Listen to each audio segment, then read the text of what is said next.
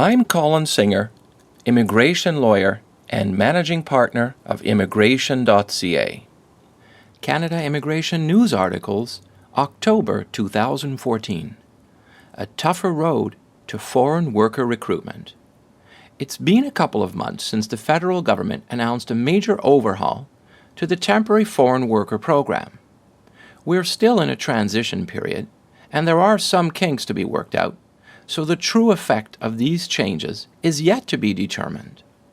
Some of the more significant changes involve a move from labor market opinions, LMOs, based on specific occupational classifications, to labor market impact assessments based on actual labor market data and more stringent requirements for employers to look for Canadian workers first, and a differentiation between high and low wage temporary foreign workers.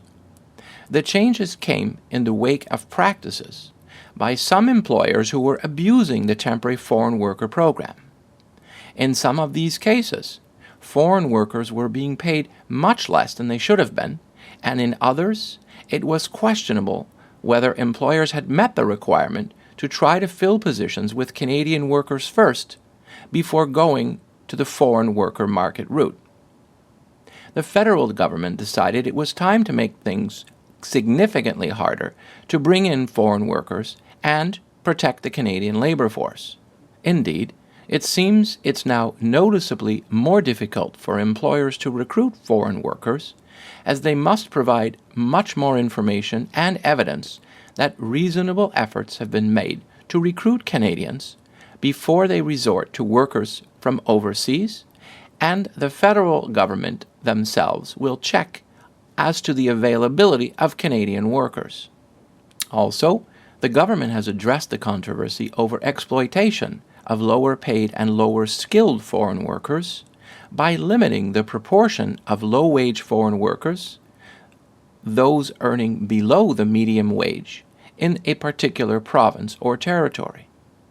The Federal Employment and Social Development Department recently announced foreign worker applications for July and August were 74% lower than for the same period in 2012.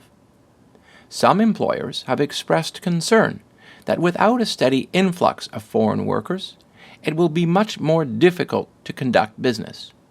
In some industries, there just is not enough Canadian workers to meet labor market needs. In Western Canada, some industries have a continued chronic shortage of skilled labor, and they cannot find local Canadian talent. Is the federal government's changes to the temporary foreign worker program too broad of a brush and too hasty a response to a few isolated problems? What can employers and industries who rely on foreign workers do because of a dearth of Canadian options? Will the more complicated and lengthier process of recruiting foreign workers be an obstacle to meeting the demands of their business needs? Source: HR Reporter.